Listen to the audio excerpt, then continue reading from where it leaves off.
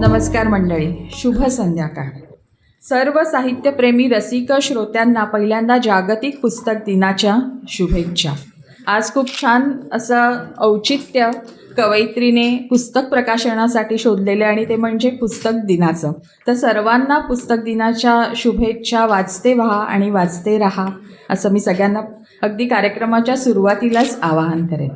मंडळी, रोजचं धकाधकीचं आयुष्य जगत असताना मनावर आलेली मरगळ चटकण्यासाठी रम्य संध्याकाळी संगीताची धून, समोर कॉफीचा मग आणि हातात एखादं कवितेचं पुस्तक असेल तर वाह, क्या बात आहे, असंच वाटेल ना तुम्हाला? खरं तर आपण आपलं चाकोरीबद्ध आयुष्य जगण्यात इतके मशगूल झालेलो असतो की आपल्या जीवनातलं काव्यच हरवून जातं. थोडंसं निरखून पाहिलं तर कविता ही खरं तर आपल्या आजूबाजूलाच असते, रुंजूणत असते, गुणगुणत असते. ती उमजण्यासाठी बोजड ग्रंथाभ्यासाची गरज नाही. फक्त आपल्याकडे हवं केवळ एक अलवार, हळुवार, संवेदनशील मन, ज्यामुळे कविता आपल्याला सापडत जाते, आकळत जाते, मनाच्या पटलावर चक्क फेर धरून नाचू लागते. आज अलवार संवेदनशील मनाच्या कविताप्रेमी, साहित्यप्रेमी मंडळींना जागतिक पुस्तक दिनाच्या निमित्ताने एकत्र येण्याचं छान निमित्त आपल्याला दिलं आहे. ते कवयित्री शर्मिला भट यांच्या प्रकाशित होणाऱ्या सेल्फी या काव्यसंग्रहानं. ग्रंथाली प्रकाशित शर्मिला भट लिखित सेल्फी या काव्यसंग्रहाच्या प्रकाशन सोहळ्यात मी अश्विनी भोईर व्यासपीठावरील सर्व मान्यवरांचे आणि सर्व रसिक श्रोत्यांचे प्रतिभांगणमध्ये मनापासून स्वागत करत आहे. आज आपल्या व्यासपीठावर आंतरराष्ट्रीय कीर्तीचे चित्रकार पद्मश्री विभूषित माननीय वासुदेव कामत सर उपस्थित आहेत. पहिल्यांदा मी त्यांचं स्वागत करण्याची विनंती ग्रंथालीचे विश्वस्त सुदेश हिंगलाजपूरकर यांना करत आहे. ग्रंथालीच्या वतीने सुदेश हिंगलाजपूरकर, ग्रंथाली विश्वस्त, सन्माननीय वासुदेव कामत सर यांचं स्वागत करत आहेत. शर्मिलाताई आज या निमित्ताने अतिशय सुंदर भेट आणि स्वागत सरांचं इथे करणार आहे. शॉल आणि खूप छान वेगळी अशी भेटवस्तू त्यांनी आजच्या पुस्तक दिनाच्या औचित्याला धरून आणलेली आहे. बुकेंड त्याच्यामध्ये आहे. तर ती भेटवस्तू आणि शॉल देण्याची विनंती मी शर्मिलाताईंना करत आहे. आदरणीय वासुदेव कामत सर यांचं इथे स्वागत.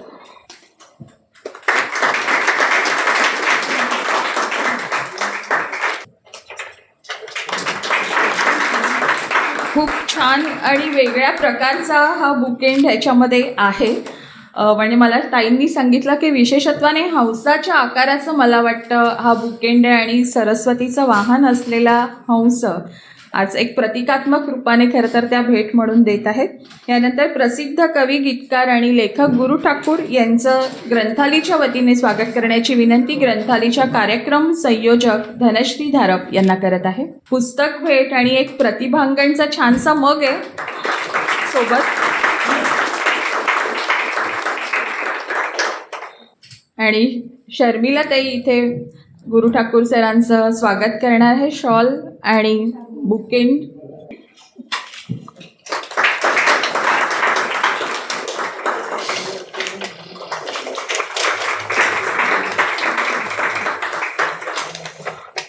उद्योजक व लायन्स क्लब इंटरनॅशनलचे उच्च पदस्थ उमेश गांधी सरांचं ग्रंथालीच्या वतीने स्वागत करण्याची विनंती मी ग्रंथाली विश्वस्त सुदेश हिंगलाजपूरकर यांना करत आहे.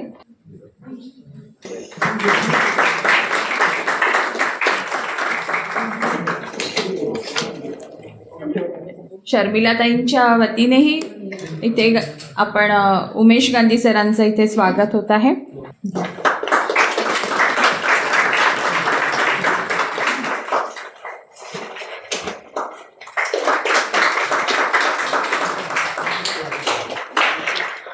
आजच्या उत्सव मूर्ती कवयित्री शर्मिला भट यांना पुस्तक भेट देण्याची विनंती मी डॉक्टर लतिका भानुशाली यांना करत आहे.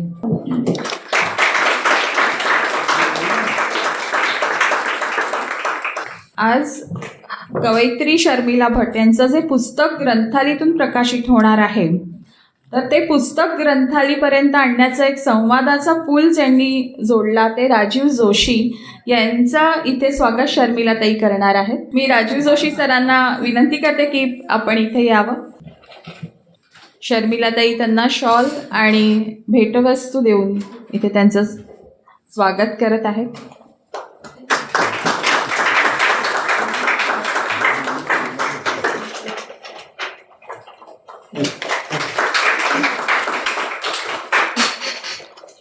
धन्यवाद.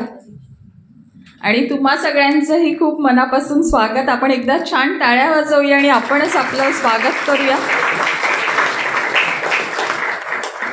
आज ग्रंथालीच्या ज्या वास्तूमध्ये हा कार्यक्रम होत आहे ती वास्तू अर्थातच ग्रंथाली प्रतिभांगण. प्रतिभांगण ही वास्तू केवळ एक वास्तू नाही आहे, तर हा जो वांद्रे इथला हा जो परिसर आहे की जिथे सगळं बॉलिवूड जगत आहे, या जगतातलं एक हे सांस्कृतिक केंद्र, मराठी माणसांचं सांस्कृतिक केंद्र ही खऱ्या अर्थाने आज ग्रंथाली प्रतिभांगणची ओळख आहे. साहित्य हा प्रतिभांगणचा केंद्रबिंदू आहेच, पण त्याचबरोबर आयुष्याच्या विविध पैलूंना कवेत घेण्याचा प्रयत्न प्रतिभांगण नेहमीच करत असतं. विविध पैलू साकारत असताना, विविध पैलूंना कवेत घेत असताना आरोग्याची एक यात्रा यासारखा एक उपक्रम आपण इथे राबवला. सतत भेडसावणारे जे आरोग्यविषयक पैलू आहेत, आरोग्यविषयक प्रश्न आहेत, त्या प्रश्नांची उत्तरं आपण त्या कार्यक्रमातून शोधली. त्यानंतर दिव्यांग आणि विशेष व्यक्ती यांच्यावर आधारित अशी काहीतरी विशेष ही कार्यक्रम मालिका आपण या वास्तूत घेत असतो. जवळपास आता 2 वर्ष पूर्ण होतील. दिव्यांग आणि विशेष व्यक्तींचे जे विविध प्रश्न आहेत आणि कुठेतरी आपण ज्यांना कोपऱ्यातच खरं तर ढकलून दिलेलं आहे, ह्या सगळ्याचं पुन्हा एकदा आठवण करून देणं आणि सर्वसमावेशक समाज ही संकल्पना पुन्हा अधोरेखित करणं याचा प्रयत्न आपण त्या मालिकेतून करत असतो. ऐल तटावर पहिलं तटावर यासारखी आपण एक साहित्य मालिका घेतली. 1960 ते आजतागायत लिहिलं गेलेलं जे साहित्य आहे त्या साहित्याचं आपण डिजिटल डॉक्युमेंटेशन खरं तर या कार्यक्रम मालिकेतून आपण केलेलं आहे.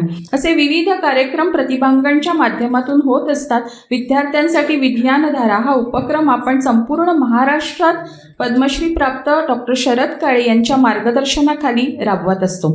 आणि हे सगळे कार्यक्रम आपल्याला ग्रंथाली प्रतिभांगण या यूट्यूब चॅनलवर पाहता येतात. तर तुम्ही नक्की प्रतिभांगण यूट्यूब चॅनलवर जायचं आहे, त्याला सबस्क्राईब करायचं आहे आणि आमच्याशी तुम्ही जोडून घ्यायचं आहे. यानंतर मी ग्रंथालीचे विश्वस्त सुदेश इंगलासपूरकर यांना बोलण्याची विनंती करत आहे. व्यासपीठावर सर्व मान्यवर रसिक आपण सर्वांचं प्रतिभांगणने मी सुदेश इंगलासपूरकर सगळ्यांचं स्वागत करतो. ग्रंथालीचा आणि कवितेचा जो सगळा प्रवास सुरू झाला तो ग्रंथालीने कविता दशकेची नावाचं एक पुस्तक केलं होतं. त्याला 45 वर्ष पूर्ण झाली आहेत.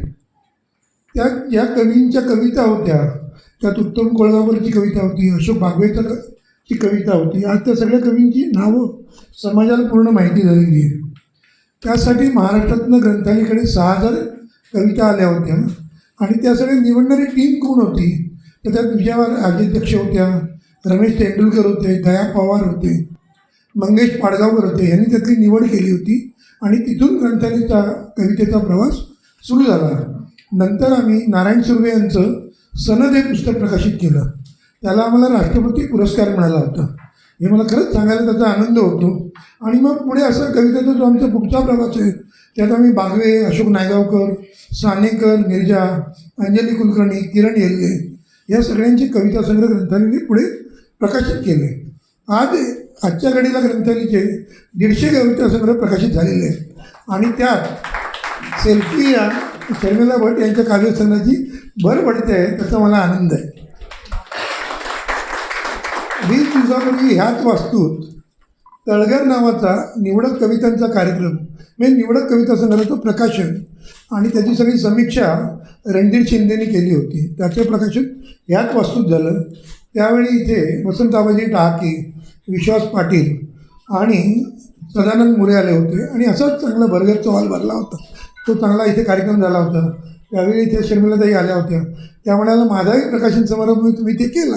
म्हटलं हॉल हा छोटा आहे पण इथे चांगला कार्यक्रम होऊ शकतो, तर इथे मी हा कार्यक्रम करायला हरकत नाही. त्यांनी आता योग्य दिवसही निवडला.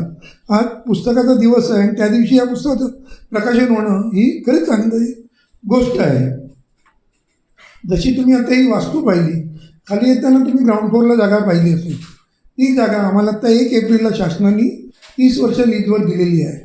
तिथेही आम्ही आत्ता खाली स्टुडिओ उभारणार आहोत आणि बाहेरच्या बाजूला एक छोटी आर्ट गॅलरी उभारणार आहोत की जेणेकरून ग्रामीण भागातली जी मुलं आहेत ज्यांचे चित्र जहांगीर आर्ट गॅलरी मिळणं किंवा नेहरू सेंटर मिळणं त्यांना ते खर्चिक असतं, वेळ लागत नाही, नंबर लागत नाही, तर त्यांनी इथे येऊन त्यांची चित्रं मांडावी.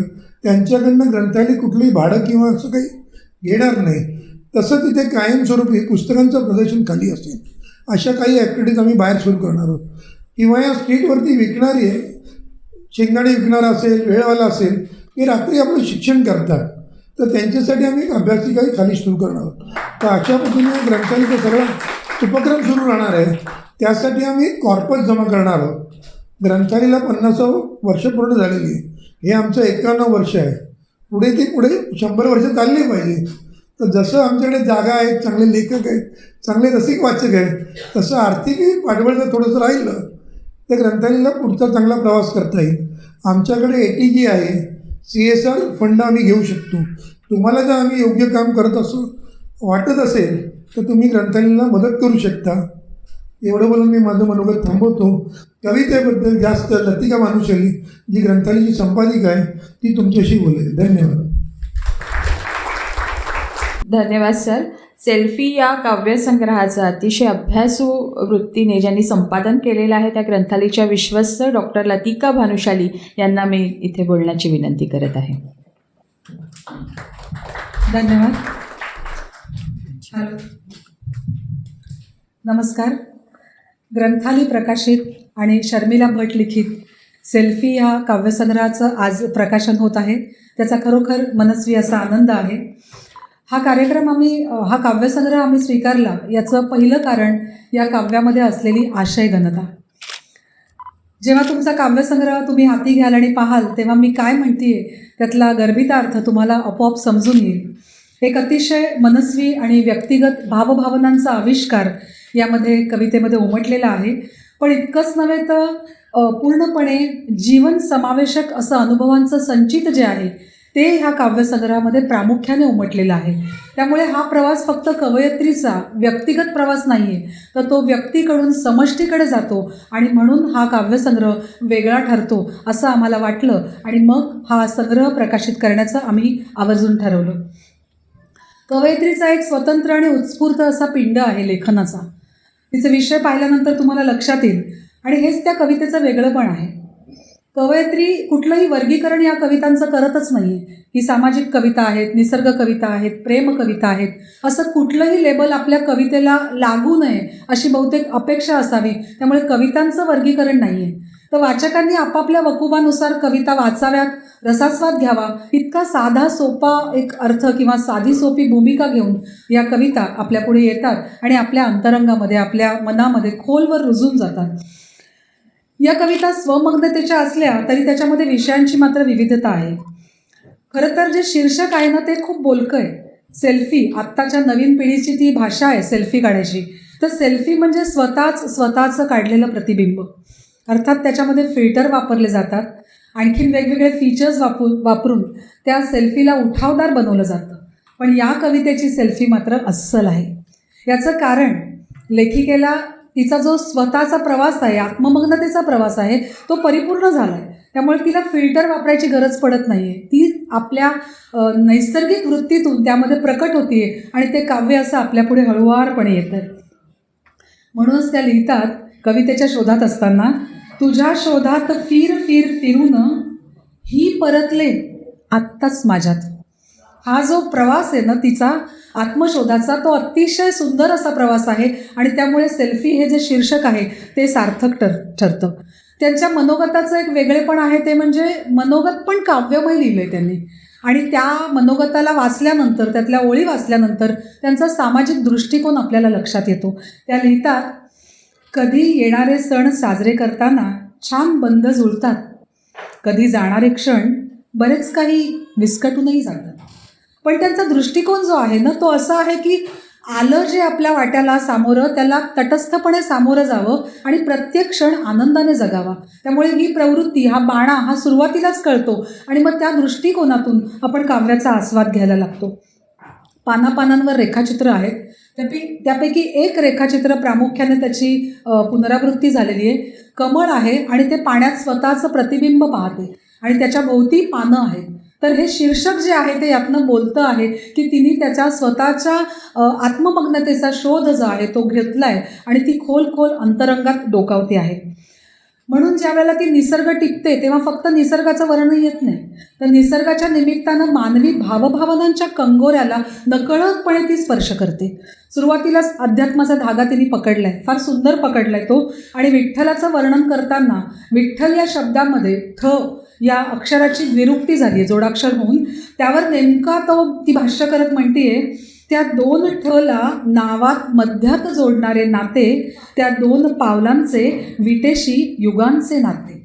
तर असं हे अध्यात्म पुढे पुढे सरकत जातं की राधाकृष्णांचं प्रेम पण फार रंजकपणे मांडते आणि म्हणते, कृष्णाच्या शेल्यात बासरी अडकते, राधेचं मन सुरांसाठी तळमळते.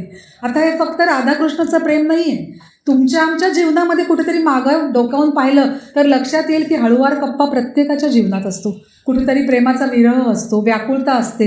ती सार्वत्रिक भावना ती नकळतपणे स्पर्श करते आणि आपल्या मनात आपण दाबून ठेवलेल्या ज्या आठवणी आहेत त्यांची उसवण, जी शिवण आहे ती हळूच उसवली जाते. आणि म्हणून मग ह्या कविता ज्या मी म्हणते की व्यक्तीकडून समष्टीकडे जातात, त्या अशा अर्थाने जातात. पाऊस आणि प्रेम याचा अद्वैत आपल्या सगळ्यांनाच माहिती आहे. तो पाऊस जोरकसपणे तिच्या कवितांमध्ये येतो आणि त्या कवितेच्या माध्यमातून एक विरहिणी आहे, प्रेयसी आहे, ती प्रियकराला एकदम ठणकावते, धमकीच देते. भेटीचा मुहूर्त बघू, माझं निमंत्रण हवंय की काय, डोळ्यात प्राण आणून वाट बघू, माझा अंत बघतोयस की काय. ही जी ताकद आहे ना तिच्या प्रेमामध्ये, ही त्या कवित्यातल्या नायकिणीला खूप सशक्त बनवते. ती लाचार नाही आहे प्रेमामध्ये, तिचं प्रेम सशक्त आहे आणि तिला स्वतःविषयी खात्री आहे. हा जो आत्मविश्वास आहे ना लेखिकेमध्ये किंवा त्या नायिकेमध्ये, तो पावलोपावली तुम्हाला दिसायला लागतो. आणि म्हणून ती त्या भावनांना थेट स्पर्श न करता निसर्गाचा आधार घेते. एके ठिकाणी ती निसर्गाकडे पाहून म्हणते, रिक्त होतही पुन्हा देण्यासाठी स्वतात भरत बहरत होता, स्वतात भरत बहरत होता. ही जी अक्षरांची विरुक्ती तिने साधलेली आहे, अनुप्रास अलंकार झकासपणे आपल्याला त्याच्यामध्ये पाहायला मिळतो. तिला वटलेल्या वृक्षांमधला जो चिवटपणा असतो तो मानवी जगण्यातला चिवटपणा वाटतो. ती पृथ्वीचा उल्लेख निसर्ग माता असं करते. उगवत्या सूर्याचं वर्णन करताना तिच्या शब्दांना फार धार येते. पसरला रंगीत किरणांतून प्रकाश, मोकळे झाले मनाचे अवकाश, असं म्हणताना ती नकळत मानवी जीवनांवर भाष्य करते. नातेसंबंधामध्ये जर पारदर्शकपणा असेल तर नात्याचा बंध हा अधिक मोकळा होतो, हे ती त्यातून सांगू इच्छिते. त्यामुळे केवळ ते निसर्गाचं वर्णन नाही राहील, तर आपल्या जीवनाला ते स्पर्श करतं. सूर्याकडे बघताना तिला चाकरमानी आठवतो घरी जाणारा, आणि ती म्हणते, दिनक्रम संपवून मित्र चालला परतून. निसर्गाची सगळी रूपं तिला बोलवतात. गुलमोहराचं फूल आपण सगळ्यांनी पाहिलं, लाल बुंद असं ते फूल असतं, तो तिला जादूचा कुंचला वाटतो. पळसाकडे पाहून ती खूप छान शब्द वापरते. ती म्हणते, पळस पाकळी, पळस पाकळी बाह्यदर्शी दिसे हासरी, कधी बावरी कधी लाजरी. इथे यमक आहे, इथे अनुप्रास अलंकार आहे. त्यामुळे काव्यात्मकता जी आहे, त्यातली गेयता जी आहे ती उत्तरोत्तर वाढत राहते आणि हे काव्य अजून आपल्याला अंतरंगाला भिडायला लागतं. मैत्री हा सुद्धा आपल्या जीवनाचा एक अतिशय हळुवार असा कप्पा असतो. कवयित्रीसुद्धा त्याला अपवाद नाही आहे आणि म्हणून ती एक छान वाक्य लिहून जाते, मैत्री ठरवून केली जात नाही आणि मैत्री ठरवून सोडली जात नाही. मैत्रिणीबरोबरचं आपलं नातं व्यक्त करताना दोघी मैत्रिणी एकमेकांमध्ये अतिशय मनाने गुंतलेल्या असतील आणि घट्ट मैत्री असेल तर आपल्याला माहिती आहे ती नातं किती सुंदर असतं. ती म्हणते, माझ्यात तू की तुझ्यात मी, या संभ्रमात परत परत हरवते आणि आपल्या प्रतिबिंबात तुला विरघळलेली मी पाहते. तर हे अप्रतिम असं नातं या सुंदर शब्दांमधून आपल्यापुढे येतं. व्यक्तिगत भावनांच्या ती पलीकडे जाते, सभोवतालाकडे पाहते आणि मग तिला वसंत ऋतू दिसतो. त्या संपूर्ण निसर्गाच्या सृष्टीमधून मानवी जीवनाचे तिला वेगवेगळे कंगोरे सापडतात. ती चैत्र पालवीला नवी चैतन्याची झळाळी म्हणते. आषाढाचं वर्णन करताना तिला कालिदासाला नमन करावं असं वाटतं. खूप मोठी गोष्ट आहे ही. रक्षाबंधनाचे बंध, प्रेमळ सदिच्छांचे बंध असं ती म्हणते. ही वेगळी शब्दकळा, ही खास तिची शब्दकळा आहे. तिने वापरलेले शब्द आहेत जे आजपर्यंत मराठीमध्ये इतक्या सशक्तपणे वापरलेले नव्हते. ती सणांच्या बरोबरीने स्वातंत्र्य दिनाचा उल्लेख करते, प्रजासत्ताक दिनाचा उल्लेख करते आणि उंच तिरंगा फडकत ठेवा असा राष्ट्र अस्मितेचा पुकारासुद्धा करते. त्यामुळे एकाच विषयाभोवती या कविता गोटाळत नाहीत, अडकून पडत नाहीत, त्यांना विविधता आहे. गुरुपौर्णिमेच्या निमित्ताने गुरुला ती वंदन करते, पण त्याचबरोबर नवरात्रीचे सगळे रंग बघताना ती म्हणून जाते की शांतीचा हिंदोळा हळुवारपणे मनामध्ये झुलतो. किती सुंदर वर्णन आहे ते नवरात्रीचं. किंवा कोजागिरीचं वर्णन करताना तिने चपखल शब्द वापरलेत. सुखाचं दान देणारा, काहीही न मागणारा चंद्र म्हणजे कोजागिरी. तर हे सगळं तिला गवसत गेलंय आणि शब्दांच्या माध्यमातून ती हे व्यक्त करते. संक्रांत असेल, अक्षय तृतीया असेल, ती उत्सवांच्या पलीकडे जाते, त्यातला अर्थ समजून घेण्याचा प्रयत्न करते. अंगणात चिवचिवणाऱ्या चिमण्या असतील त्याही तिला सांगतात सतत कार्यरत राहा. त्यामुळे तिची वृत्ती जी आहे ती डोळस आहे, तिची प्रवृत्ती जी आहे ती आनंदी आहे. ती जगाकडे एका वेगळ्या दृष्टिकोनातून बघते आणि हा सगळा आनंद आधी स्वतःच्या अंतरंगात ती साठवून घेते आणि मग ते अंतरंग शब्दांच्या माध्यमातून तुमच्या पुढे रित करते. आणि मग कधी कधी हे शब्द आणखीन समष्टीकडे जाता जाता अमिताभ बच्चन तिला दिसतात, तिला अमृता शेरगील आठवते, स्मिता पाटील आठवते आणि कवितेच्या माध्यमातून अतिशय सुंदर असं स्वभावचित्रसुद्धा या व्यक्तिमत्वांचं ती रेखाटते. मला खात्री आहे की अशा विविध अंगांना स्पर्श करणारी ही कविता थोडीशी मनस्वी, थोडीशी सामाजिक, थोडी आत्ममग्न आणि स्वतःत डोकावणारी ही सेल्फी तुम्हाला नक्की आवडेल. जरूर त्याचा आस्वाद घ्या आणि इथेच मी थांबते. धन्यवाद. धन्यवाद लतिकाताई. आपण अर्थातच पुस्तक प्रकाशनाकडे वळणार आहोत, पण त्याआधी काही मनोगत होणार आहेत.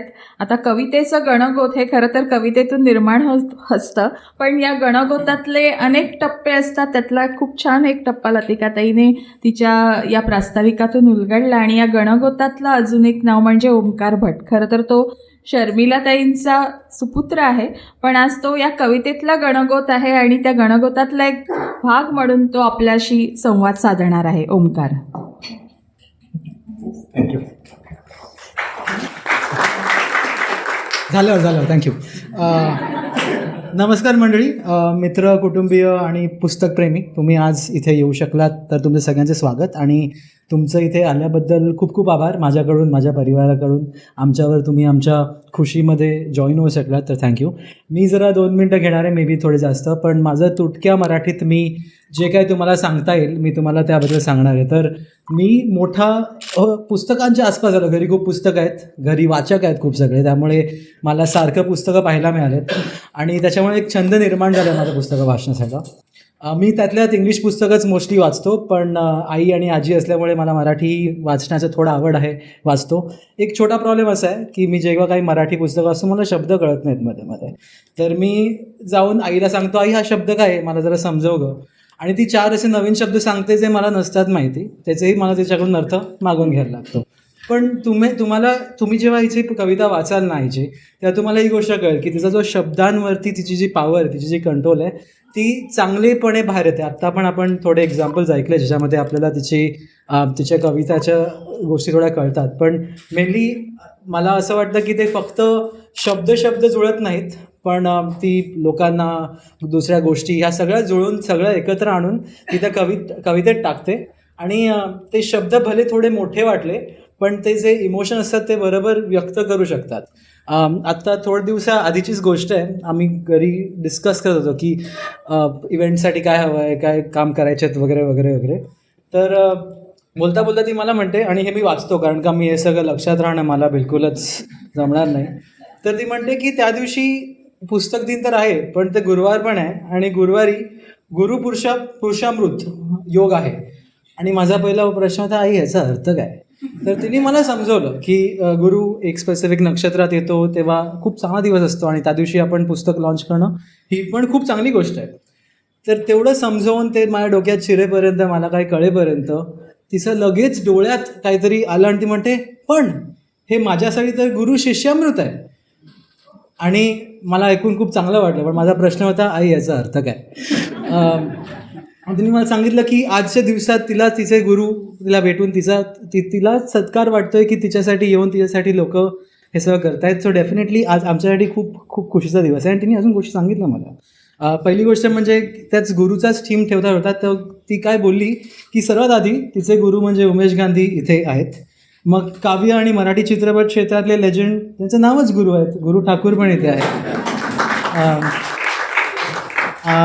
कला क्षेत्राचे महर्षी, चित्रकार, गुरुजन वासुदेव कामत पण येणार इथे.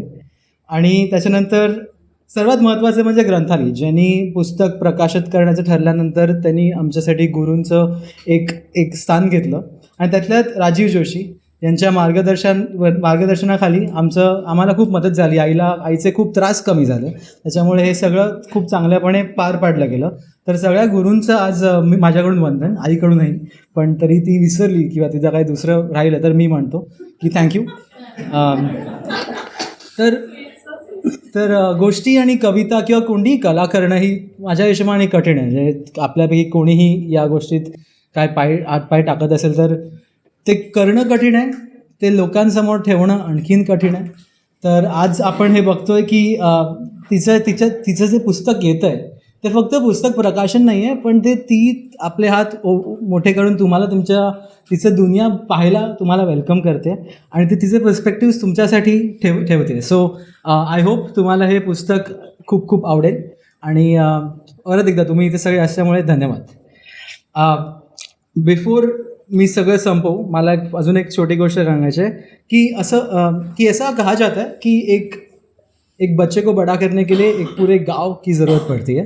पर मुझे ऐसा लगता है कि एक आर्टिस्ट, एक कलाकार को क्रिएट करने के लिए, उसे बनाने के लिए उसकी कम्युनिटी, उसकी जो संगति होती है जिससे वो कम्युनिटी बनती है, वो काफ़ी इम्पोर्टेंट होती है. और ये कम्युनिटी आप सभी हो मेरे मम्मी के लिए. प्लीज़ ज़रूर आपके प्रोत्साहन, आपके प्रेरणा, आपके सपोर्ट के थ्रू ये पुस्तक, ये कविताओं का संग्रह बन पाया है. मैंने मम्मी को देखा है कि वो, आप जितनी कुछ कविताएं पढ़ोगे इसमें, वो ऐसे नहीं कि जस्ट आई है उनके पास. ये सालों की मेहनत है जो मम्मी लिखते गई, देखते गई, बनाते गई, और आज हम उन्हें कंपाइल करके आपके लिए पेश कर पा रहे हैं. मुझे खुद इससे ये सीखने मिला है कि आर्ट या कला एक दिन में नहीं बनती. हमें रोज़ उसे बैठ के उसे प्रैक्टिस करना पड़ता है, और सालों के बाद वो कहीं ना कहीं आपके गुणों के साथ कहीं ना कहीं पहुँचेगी, और उसमें आपका एक फ्लेवर बन के वो आपकी कला बन जाएगी. तो ये चीज़ मुझे उनसे सीखने मिलती है, और इसके लिए वो मेरी गुरु डेफिनेटली है. आई मीन हमारे पेरेंट्स सभी के लिए होते ही है, बट डेफिनेटली कला के क्षेत्र में मैं जितना कुछ समझता हूँ, सीखता हूँ, बुक्स पढ़ पाता हूँ, वो डेफिनेटली मम्मी की वजह से है. सो उसी के लिए आप वो कम्युनिटी बनने के लिए धन्यवाद. आप आज आपका टाइम निकाल के यहाँ आ पाए, उसके लिए बहुत बहुत शुक्रिया. और बिफोर मैं जा पाऊँ, मेरी भाभी है जो भी कविता लिखती है काफ़ी अच्छी, उन्होंने एक छोटी सी कविता लिखी है, तो मैं उनको बुलाना चाहूँगा to present it. Yes. Hello everybody, good evening. My name is Binjal and Shama Maushi is my Maushi. She calls me like a little daughter. I like to write poems, so I thought what a better way to honor a poet with a bouquet of words. So here it goes. It's in Hindi so everybody can understand.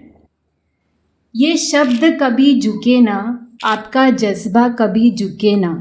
ये शब्द कभी रुके ना, आपका जज्बा कभी झुके ना. हर पंक्ति में रोशनी बसी रहे, आपके कलम का सफ़र कभी रुके ना. हर पंक्ति में रोशनी बसी रहे, आपके कलम का सफ़र कभी रुके ना.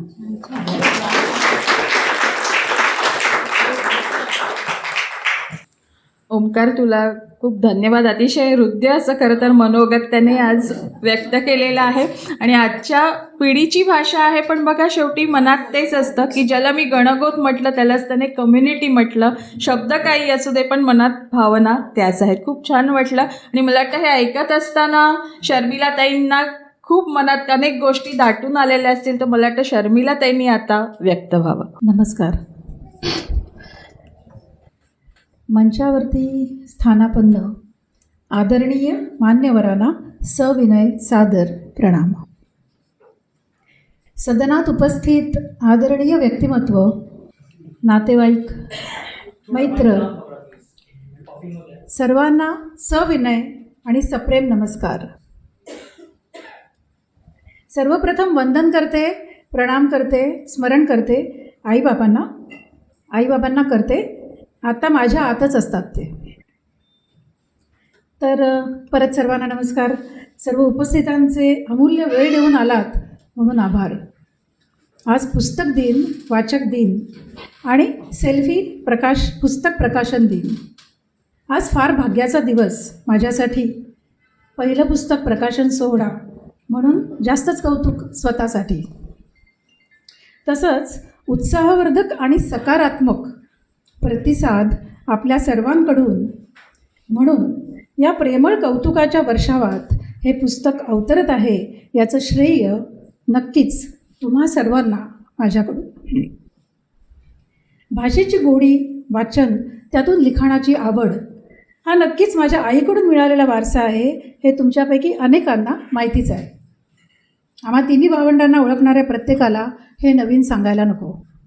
त्याच्यामुळे पुस्तक वाचन आणि आमचा दिनविशेष आजचा या चांगल्या योगायोगाने जुळून आलेल्या गोष्टी आहेत.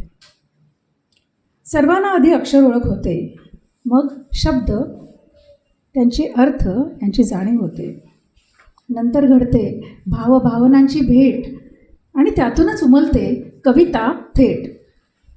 आपल्या आयुष्यात सोशल मीडियाचा जो झाला उदय, न भेटता वेळ काढता संवाद खूप सोयीचा झाला. घरापासून सुरुवात, कुटुंबातून नातेवाईक, असे खूप मित्र जोडले. नशीब जोरावर सगळे निरपेक्ष आणि निस्वार्थी भेटले. मैफिल जमली, छान मैत्री या समान धाग्याने बांधली. आणि इथेच माझ्या आतली कविता स्वतःच शोध घेत बाहेर आली. तर आधी आपलं प्रेम आहेच, प्रेम शब्दांवर, प्रेम अर्थांवर. आता ते वाढलं आहे, आता प्रेम कवितांवर आणि पुस्तकांवर. आता विशेष उल्लेख करावासा वाटतो तो नॅशनल पार्कजवळ जी नदी वाहते ना, त्या नदीच्या काठावर जी माती आहे तिचा. माननीय गुलजार साहेब यांनी त्यांच्या एका लहान मुलांसाठी लिहिलेल्या कवितेत असं एक काहीतरी व्यक्त केलं आहे, त्याचा थोडासा अंश सांगते.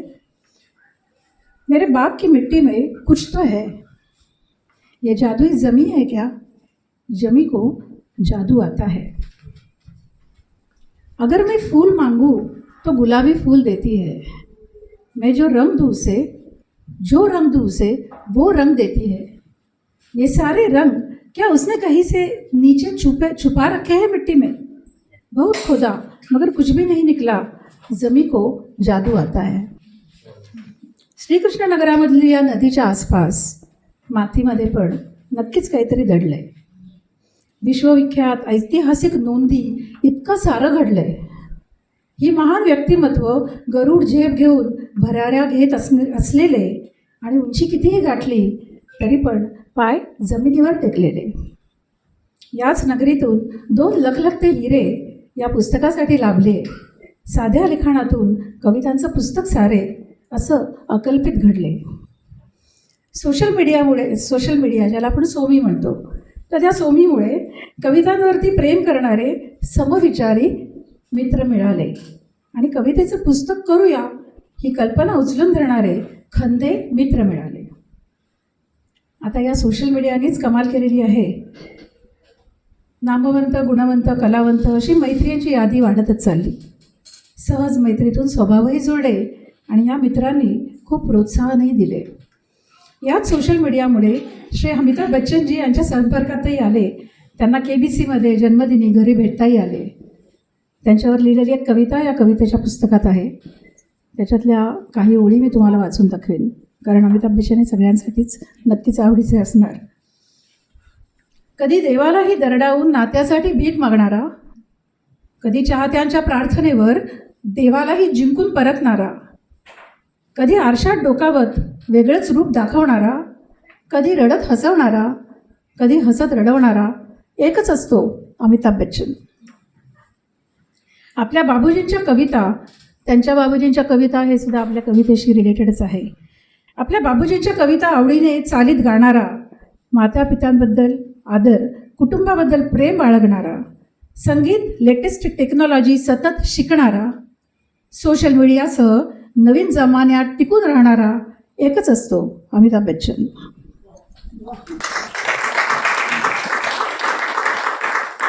आता सेलिब्रिटीजबद्दल बोलते म्हणून आणखीन एक आहे, आपला हिरो आहे जग्गू दादा. तर त्याचं प्रेम आपलं वेगळं आहे, पण तो सध्या निसर्गावरती आणि झाडं लावण्याच्या मागे जे चांगलं कार्य करतोय त्याच्यासाठी 2 ओळी लिहिलेल्या आहेत त्या सांगते. जग्गू दादा, तुला झाडं वाचवण्याची गरज समजते आहे, तुला पर्यावरणाची काळजी आहे, तुला नवीन झाडं लावून वाढवण्याची इच्छा आहे, तुला निसर्गाप्रती प्रेम आहे. जग्गू दादा, आता अजूनही प्रेम वाढलं आहे तुझ्यावर आणि आता प्रेम आहे तुझ्या गळ्यातल्या दुर्वांच्या छोट्या मडक्यावरही.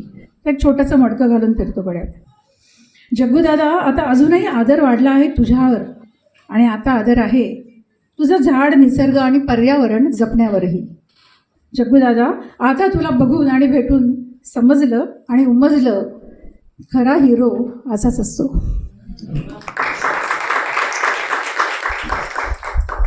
यात सोशल मीडियाच्या माध्यमातून त्यांचे आशीर्वाद आणि प्रेम सतत मिळत असतात आणि ही त्यांच्या कृपादर्शीसाठी त्यांचे आणि सोशल मीडियाचे सुद्धा आम्ही आभार मानतो. या कलाक्षेत्रामध्ये स्वतःचा ठसा उमटवलेले हे महान कलाकार, जागतिक कीर्तीने गाजलेले माननीय वासुदेवदादा कामत, पद्मश्रीने विभूषितलेले, माझ्या पुस्तकासाठी मुखपृष्ठ करून मला कृपावंत केले, आता कविता वाचून, आतल्या प्रत्येक कविता वाचून त्याच्यावर रेखाटनही केले आणि पुस्तकाचं सेल्फी हे नामकरण त्यांनीच सुचवले.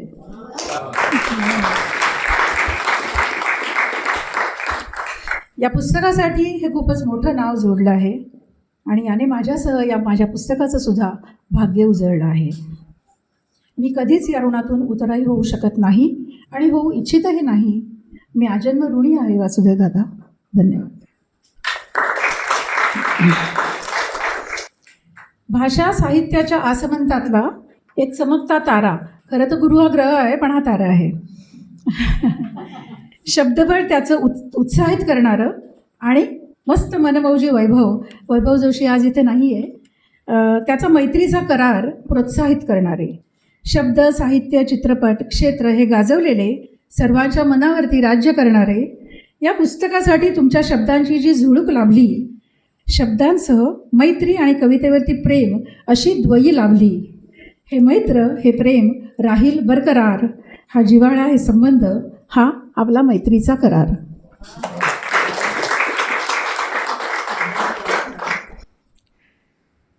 माझं कार्यक्षेत्र अभियांत्रिकी आहे आणि म्हणजे आता सध्या मूल्यांकनातली आमची कार्यरत आम्ही आहोत आणि इथे गवसली जीवन मार्गदर्शक की म्हणजे गुरुकिल्ली. मला 2 तपांमुळे जास्त शिकायला मिळालं. माझे गुरु उमेशभाईंनी या शिष्येला जीवन मूल्य देऊन घडवलं. कार्यक्षेत्रासह वागण्या बोलण्यात आदर्श कार्यप्रणाली अनुभवली. विचारांना योग्य दिशा तावून सुलाखून मिळाली. माझ्या प्रत्येक छंदाला आणि आवडीला उत्तेजन देत आलात. उमेशभाई, माझं भाग्य, मला मार्गदर्शक गुरु लाभलात. असं या पुस्तकाचं रंगरूप ठरलं. या सेल्फीला ग्रंथालय प्रकाशक लाभले. त्याच्यात राजीव, तुझे सल्ले खूप मूल्यवान ठरले आणि आज सेल्फीला प्रकाशन सोहळ्याचं इथे भाग्य लाभले. या प्रवासामध्ये साथ लाभली आहे माझ्या कुटुंबाची, सर्व मित्रांची. यात मुद्दाम नाव घेण्यासारखं म्हणजे आभास आणि मिलिंद कुलकर्णी, तुमच्या नावासह आभार मानते. ग्रंथालय या प्रकाशनासाठी आभार मानते. हे प्रेम आहे ते शब्दांवर आहे, कवितेवर आहे. हा प्रवास असाच चालू राहील म्हणून एवढंच म्हणते.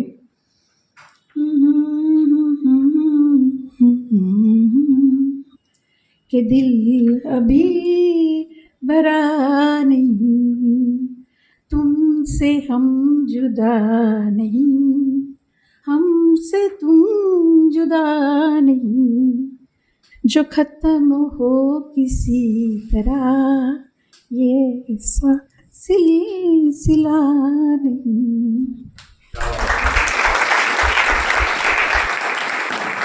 शब्दांचा हा सिलसिला असाच सुरू राहो आणि कवितेशी हे नातं असंच अबाधित राहो, अशा शुभेच्छा मी शर्मिलाताईंना देते.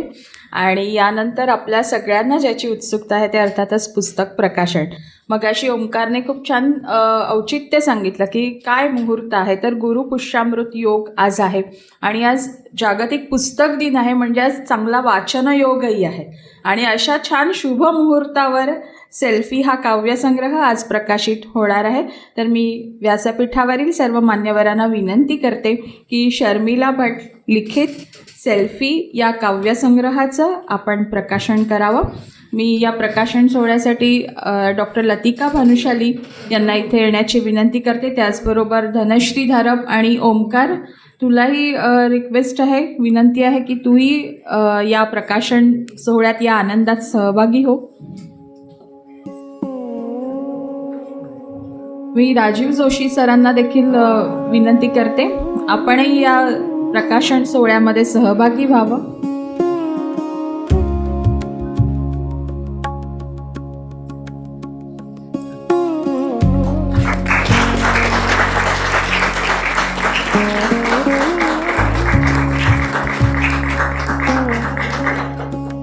सेल्फी हा काव्यसंग्रह प्रकाशित झालेला आहे आणि आज तो आपल्या सगळ्यांना विक्रीसाठी उपलब्ध देखील आहे.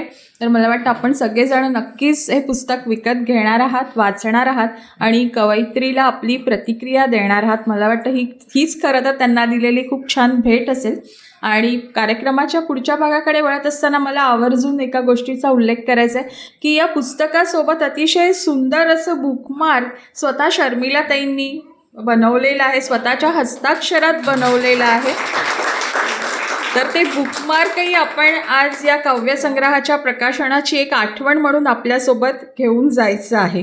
आणि अनेक आठवणी अर्थातच आपण आज नेणारच आहोत. अनेक वक्त्यांना आपण आज इथे ऐकत आहोत आणि आता व्यासपीठावरील मान्यवरांच्या मनोगतांकडे आपण वळणार आहोत. मगाशी शर्मिलाताईंनी आपल्या मनोगतात ज्यांचा उल्लेख केला की गुरुस्थानी त्या ज्यांना मानतात ते अर्थातच उमेश गांधी. खरं तर ते उद्योजक आहेत आणि लायन्स क्लब जो आहे तर त्याचे उच्च पदस्थ आहेत. पण त्याही पलीकडे मला वाटतं आजच्या कार्यक्रमातली त्यांची एक महत्त्वाची ओळख म्हणजे ते शर्मिलाताईंचे गुरु आहेत की ज्यांच्या प्रेरणेतून त्या त्यांच्या कार्यक्षेत्रात कार्यरत आहेत. पण त्याचबरोबर इतरही जी जीवन प्रेरणा आपल्याला आयुष्य जगताना लागत असते ती जीवन प्रेरणा खरं तर आपल्या गुरूंकडून आपल्याला मिळत असते. उमेश गांधी सर हे सामाजिक सेवेतही सक्रिय आहेत. 2009-10 त्यांनी डिस्ट्रिक्ट गव्हर्नर म्हणून लायन्स क्लबमध्ये जबाबदारी सांभाळलेली आहे. लायन्स इंटरनॅशनलकडून त्यांना ॲम्बॅसेडर ऑफ गुडविल हा सर्वोच्च सन्मान प्राप्त झालेला आहे.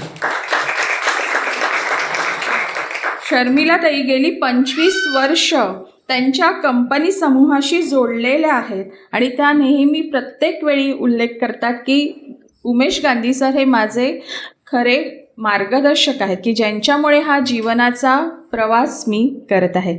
मी उमेश गांधी सरांना इथे बोलण्याची विनंती करत आहे. Thank you Ashwini ji for the बहुत अच्छे शब्द में हमारा इंट्रोड्यूस किया गया है. माननीय मंच, आदरणीय सदन, मैं माफ़ी चाहता हूँ कि मैं मराठी नहीं बोल पाऊँगा, ओके, मैं हिंदी बोल पाऊँगा. I think that is fine विद ऑल ऑफ यू. ओके, माननीय मंच, आदरणीय सदन, आज एक ऐसी खुशी है, Mahajan family, Bhatt family, Kulkarni family end पूरा ग्रंथालय फैमिली में एक सेलिब्रेशन है क्योंकि एक नया चीज़ होने जा रहा है.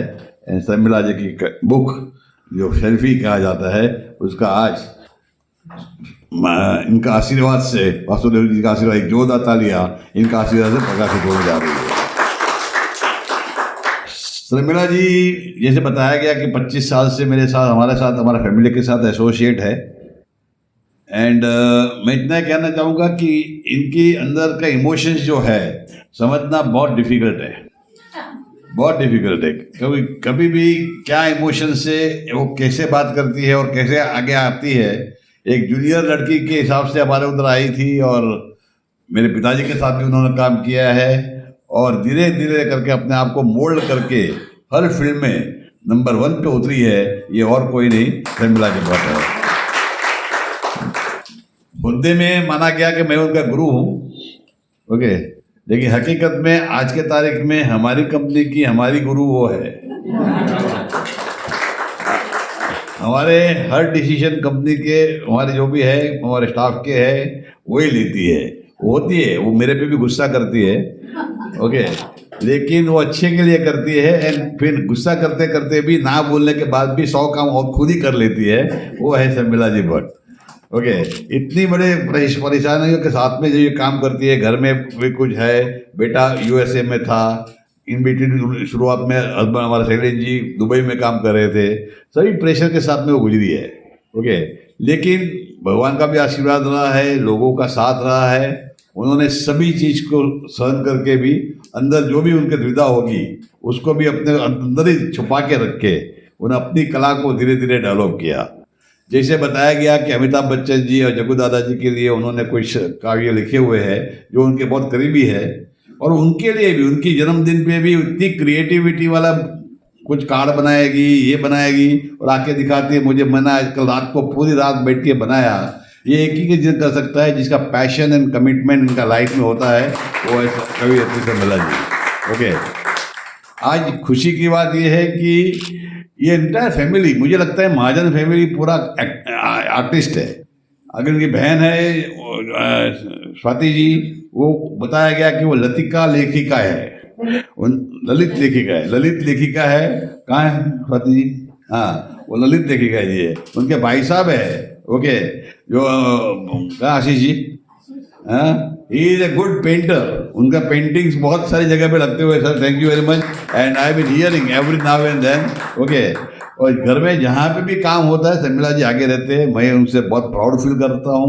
आज मुझे बहुत अच्छा लग रहा है कि ये धीरे धीरे करके बोल रही थी मैं कुछ लिखना चाहती हूँ, कुछ करना चाहती हूँ, ये करूँगी वो करूँगी। मुझे लगता था बोलती है करेंगी नहीं, इतना टाइम नहीं मिलेगा, लेकिन करके दिखाया, एंड वो खुशी नेचुरली आज हमें मिलती है and I am proud of her कि thank you very much Sharmila ji, आपने किया। आज वासुदेव जी का जो पद्मश्री अवार्ड विनर है, वर्ल्ड के इंटरनेशनल आर्टिस्ट है, उनके हस्तक, और उन्होंने ये सेल्फी नाम दिया। तो पहली बार मुझे स्ट्राइक नहीं वो सेल्फी, हम हर रोज लेते हैं सेल्फी, कोई आता है बोलते सेल्फी, लेकिन हमें ये नहीं मालूम है सेल्फी का मतलब क्या है। जब उन्होंने सेल्फी नाम बुक को दिया, मैंने वो नाम पे तो ग्रहण किया कि ये सेल्फी क्या, ये अपने आप को, अंदर की आत्मा को देखने की एक शक्ति है जिसको बोलते हैं सेल्फी। और उनकी कविता में ये सब प्रकट हो रहा है कि आदमी अपने आप को, अंतरात्मा को देखे। सर आपका ये सेल्फी वर्ड मुझे बहुत जज गया है, थैंक यू वेरी मच। बहुत अच्छा वर्ड देने के लिए बुक को, और बहुत अच्छा ऊपर का जो फोटो दिया है, दैट सेल्फ रिफ्लेक्स कि भाई खुद को आदमी जाने। Thank you very much. जोरदार तालियां वासुदेव जी के लिए, जिन्होंने बहुत अच्छी तरह से वो जन उन्होंने बताया कि देखिए मेरा नॉलेज कम है ये सब चीज़ों के लिए। जब शर्मिला जी आती है, कभी कभी मेरे को आधा पौना घंटा तक सुनाती है कि कौन है वासुदेव जी, क्या हो रहा है, कैसे हो रहा है, सब हमें सुनता भी रहता हूँ। That is the way only I can inspire her. End जब उन्होंने बताया आपके बारे में sir, I was so much happy about it, okay. गुरु साहब जो है, जो शर्मिला जी के स्कूलमेट रह चुके हैं, ये नहीं पता था मुझे, वो आज पता चला, ओके। एंड उन्होंने साथ में पढ़े हैं, एंड वो भी खुद एक पोएट है, लिरिसिस्ट है, सब कुछ है, ओके। और उनका भी एक गाइडेंस शर्मिला जी के साथ रहा है।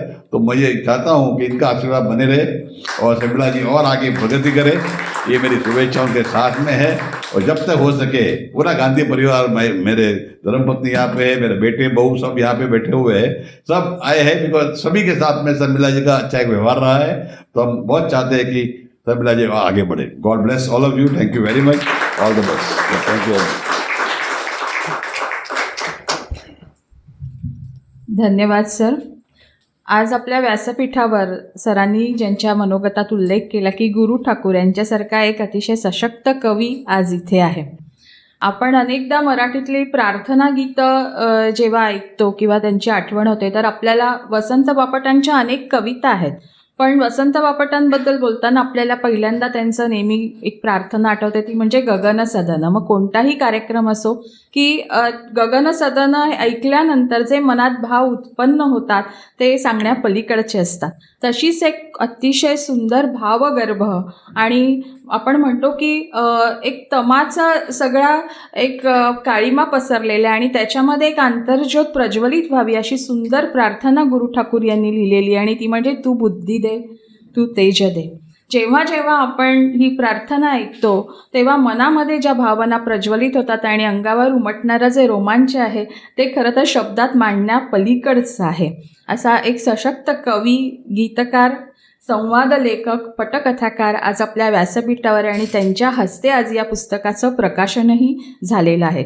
त्यांची ओळख करून देताना मला वाटतं माझ्यापेक्षा अनेक त्यांची गाणी तुम्हाला माहिती असतील, तुम्ही बरेचदा ती ऐकली असतील, अनेक चित्रपटही तुम्ही पाहिले असतील ज्यातने त्यांचे संवाद आपण ऐकलेले आहेत. काही महत्त्वाच्या चित्रपटांचा उल्लेख करायचा तर अगदी अगबाई, अरेच्चा आहे, नारबाची वाडी आहे, नटरंगसारखा चित्रपट आहे, अलीकडच्या काळातलं दशावतार आहे की ज्या चित्रपटांकरता त्यांनी पटकथा, संवाद लेखन केलेलं आहे.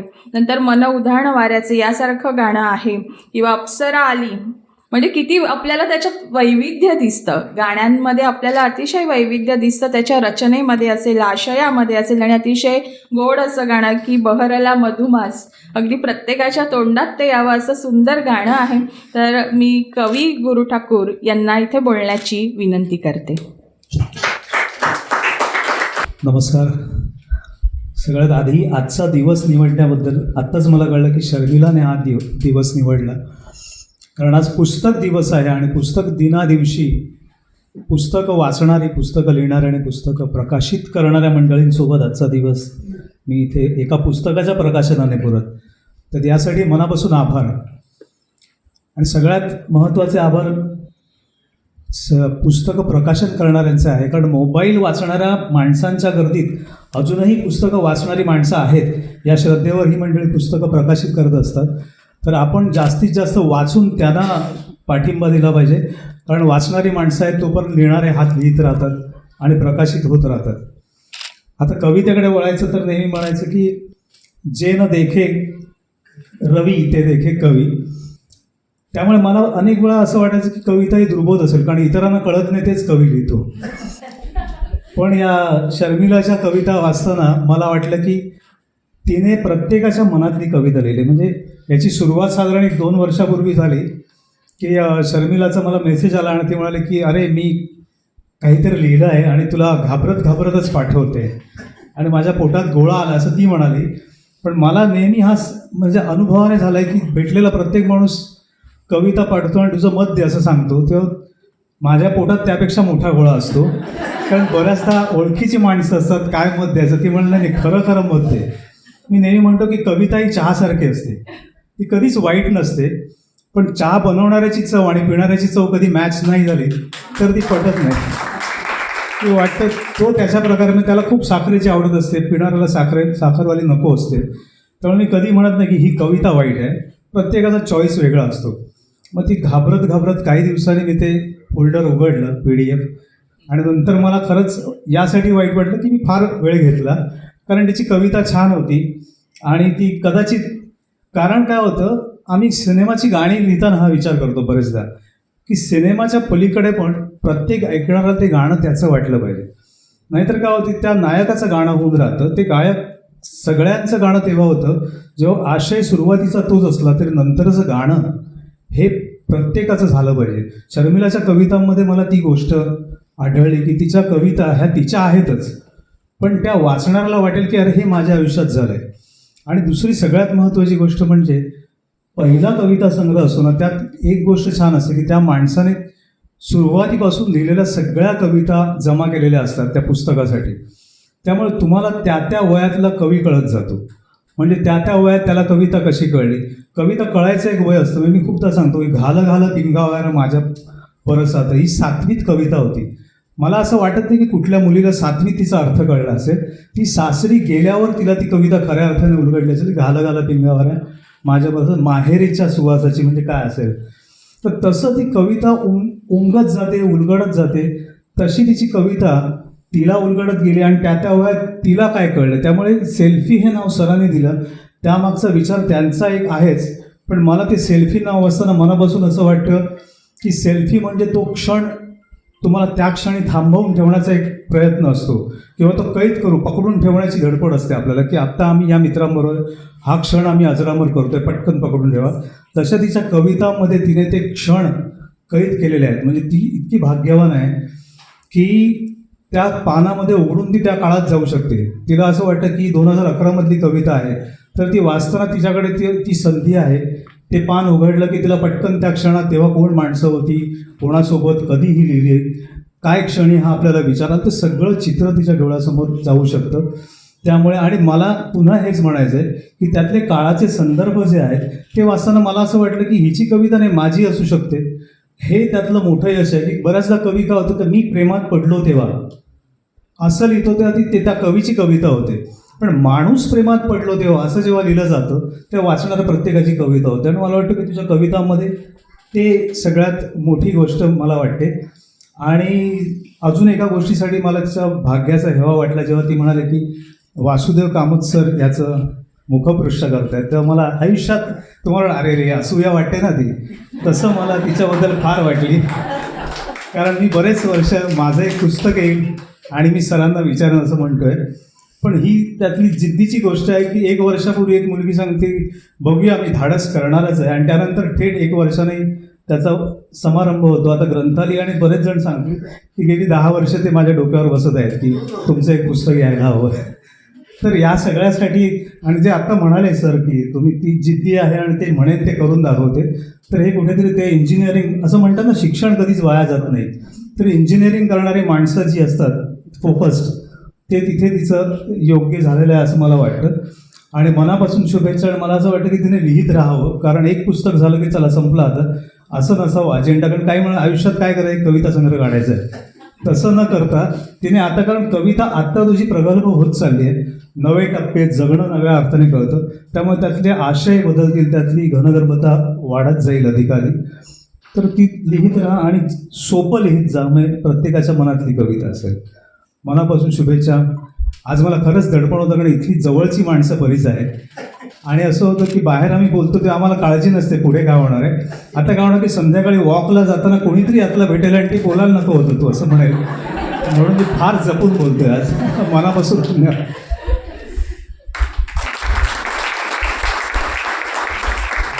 धन्यवाद सर. शर्मिलाताईंनी मग आपल्या मनोगतामध्ये ज्यांच्याविषयी सांगितलं की वासुदेव दादा असं त्यांचा त्या उल्लेख करतात आणि अतिशय तरल असं मुखपृष्ठ सेल्फी या काव्यसंग्रहाचं त्यांनी चितारलेलं आहे. त्यांच्याविषयी खरं तर मी काय बोलायचं, असाच त्यांचा परिचय आहे. आंतरराष्ट्रीय कीर्तीचे चित्रकार आहे. अनेक कलाकार आपली कला सादर करतात, आपल्या आपल्या माध्यमातून व्यक्त होतात, तर चित्रकला हे त्यांचं माध्यम आहे. पण त्याही पलीकडे जाऊन त्यांची ओळख करून देताना मला वाटतं की कलेमागचा त्यांचा जो विचार आहे तो विचार खूप महत्त्वाचा आहे. आपली कला सादर करत असताना कलेच्या क्षेत्रात येणाऱ्या नवीन चित्रकारांना किंवा कलाकारांना ते आवर्जून आपल्या कलेच्या माध्यमातून नेहमी सांगत असतात की जेव्हा आपण आउटडोअर पेंटिंग करतो, बाहेर जाऊन चित्र काढत असतो, तेव्हा ती चित्र हस्तिदंत मनोऱ्यातील राहत नाही, तर त्या चित्रांच्या माध्यमातून एक समाजाशी असणारं आपलं नातं जुळून येतं. मला वाटतं हा विचार खूप महत्त्वाचा आहे. आपण कोणत्याही कलेवरती त्याची उद्दिष्ट काय असावी, ती कशासाठी असावी, ही आपण लादू शकत नाही. पण जेव्हा कलाकाराची एक विचार भूमिका असते आणि त्यातून त्या माध्यमातून तेव्हा तो काम करत जातो, तेव्हा आपसुकच त्याच्या कलेत त्याचं ते प्रतिबिंब उमटत असतं. असे केवळ कलाकार नाही तर कलेमागचा एक विचार मांडणारे विचारवंत असंही मी त्यांना म्हणेन. मी वासुदेव कामत सरांना बोलण्याची विनंती करत आहे.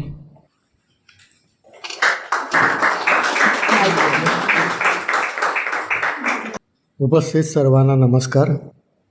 परिचय जो करून दिलेला आहे त्याच्यावरूनच लक्षात येतं की बोलणं हा माझा प्रांत नाही आहे,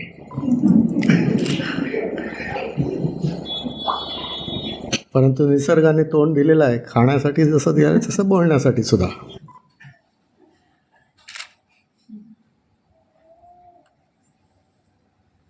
आपलं जीवन आणि आपला अनुभव जो आहे हा प्रवाहासारखा असतो, सतत बदलणारा असतो. त्यामुळे जे सतत बदलत आहे ते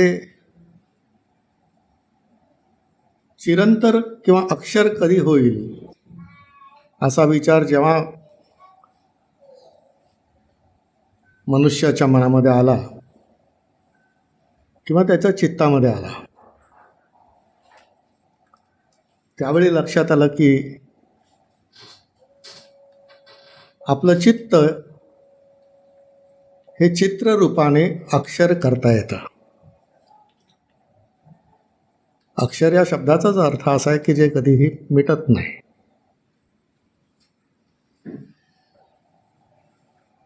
आमचे परुळेकर सर होते, ते नेहमी म्हणायचे की लहान मुलांना जोडाक्षरं बोलता येत नाहीत, ते चित्रकला म्हटलं की ते चित्तकला म्हणतात. आणि ते म्हणायचे की खरा शब्द तोच आहे.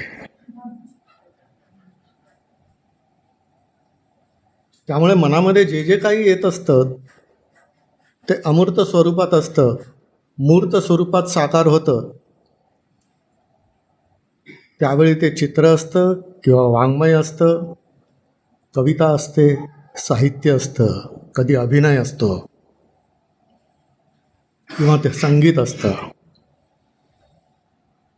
हे कलारूपाने करण्याचा उद्देश हा मनुष्य संस्कृतीमध्ये का आला आहे? कारण ह्याची निर्मिती करणारा कलाकार जो आहे त्यापेक्षाही अधिक आयुष्य घेऊन कला जन्माला येते. आणि त्यामुळे ज्यांनी अनुभूती केली आहे,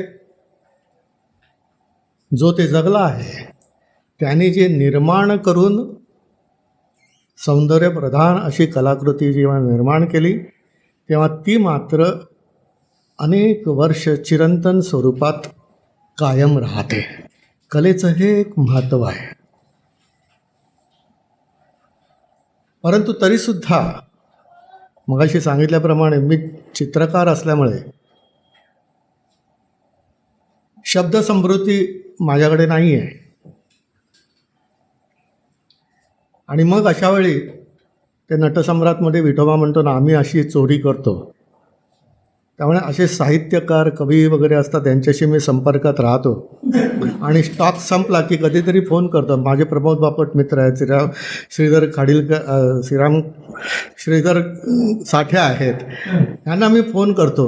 काय रे सहज नाही, माझा स्टॉक संपला आहे, तुमच्याकडे काहीतरी बोललं की थोडंसं काहीतरी मिळतं. आणि मग त्याच्यावरती आमचं चालतं.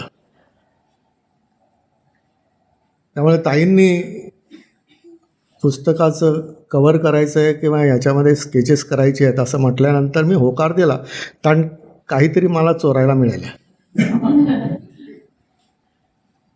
तसं कवितेचं आकर्षण लहानपणापासून होतं. कुणीही कवी ज्यावेळी मी एक कविता वाचून दाखवतो म्हटलं की आनंद व्हायचा मला, पण त्यांनी जर कागद काढला तर आनंद होतो, पण वही काढली की जरा भीती वाटते. परंतु छापील स्वरूपात ज्यावेळी पुस्तक येत असतं त्यावेळी एकाच वेळी सगळ्या वाचल्याच पाहिजे असं काही नाही. आपला मूड असेल तेव्हा, आपली रुची असेल तेव्हा आपण ते वाचू शकतो.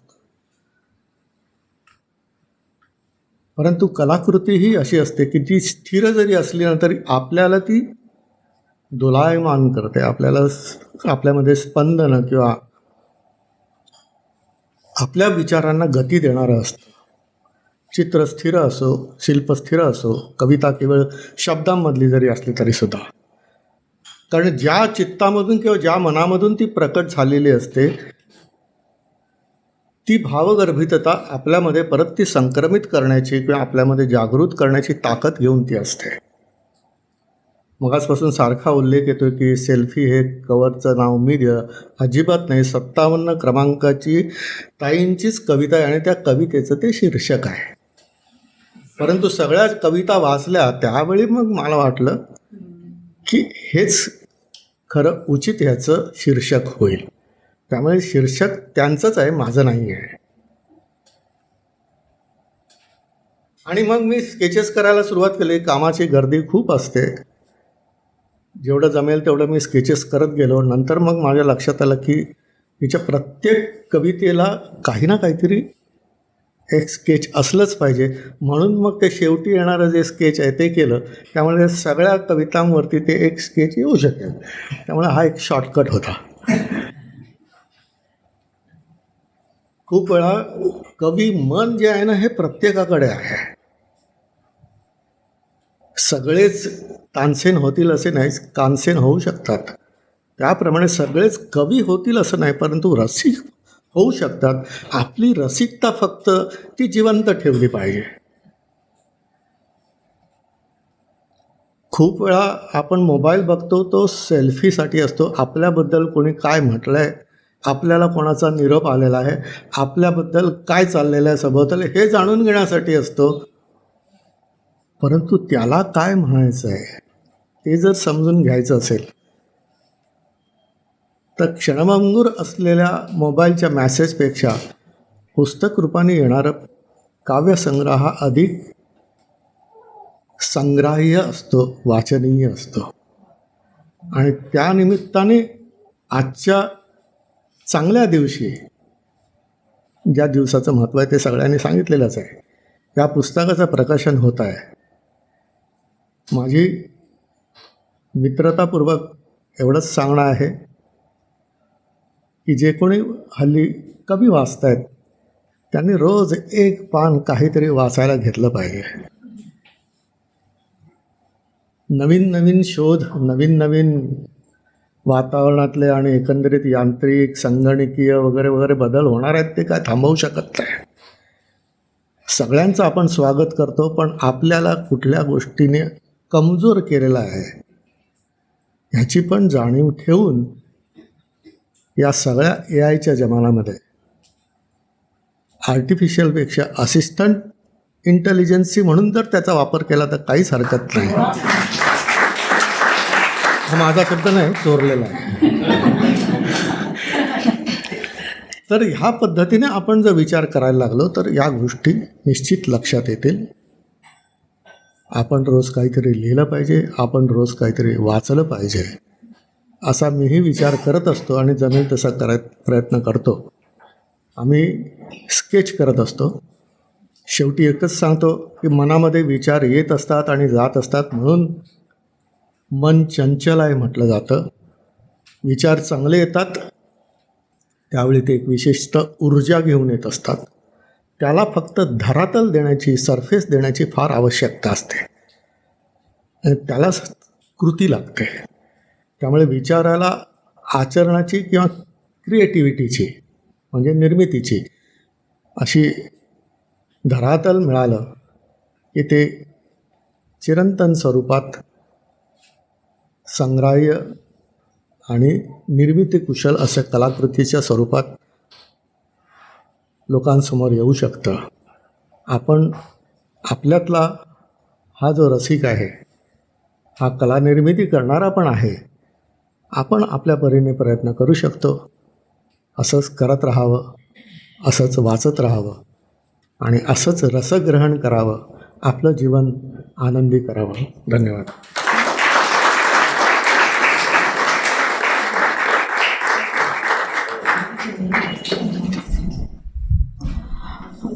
धन्यवाद सर.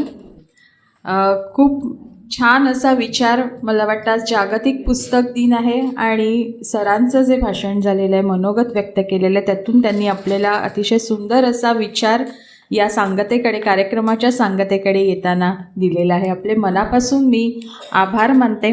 मगाशी म्हटलं की पुस्तक विक्रीसाठी उपलब्ध आहे आणि आज सवलतीच्या दरात उपलब्ध आहे. तर आपण सगळ्यांनी आवर्जून ते पुस्तक घ्यायचं आहे आणि वाचायचं आहे. आपल्या सगळ्यांना हे माझं आवाहन आहे.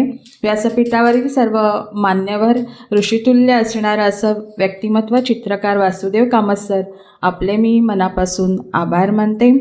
त्याचबरोबर कवी, गीतकार गुरु ठाकूर, आपलेही मनापासून आभार. आणि आदरणीय उमेश गांधी सर, आपलेही मनापासून आभार. आणि आपण सगळे श्रोते आहात म्हणूनच खरं तर हा कार्यक्रम रंगत गेला आणि या कार्यक्रमातनं एक सगळ्यांनाच आनंद मिळाला. त्यामुळे आपलेही मी मनापासून आभार मानते. आणि पुन्हा एकदा आज जागतिक पुस्तक दिन आहे, तर नक्की पुस्तकं वाचा आणि वाचत राहा अशा शुभेच्छा मी आपल्या सगळ्यांना देते. धन्यवाद.